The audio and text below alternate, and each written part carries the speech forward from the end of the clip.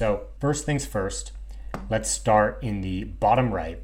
I can zoom in and zoom out here, similar to how I do on the sitemap.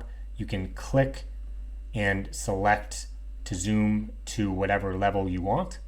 Now you have here the option to move between your different breakpoints, and you can add new breakpoints, of course, so if I want to, for example, have a mobile view, I can just save, and now I have a mobile view. Whenever you create these views, then they're going to be available on every page. So you don't need to add these for every single page.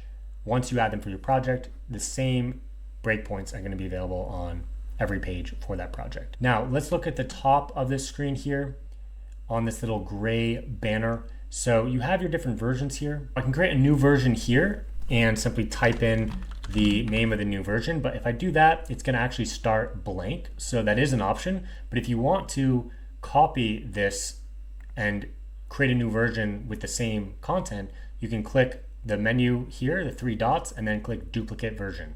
And now you're going to have the same content inside that version, and you can go ahead and start working on that version from there.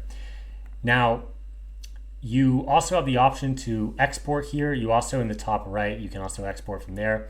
Now, we do have this feature to actually copy to Webflow. So there will be another video about how to do that, but you can actually put all of these elements directly into Webflow and start working from there if you want.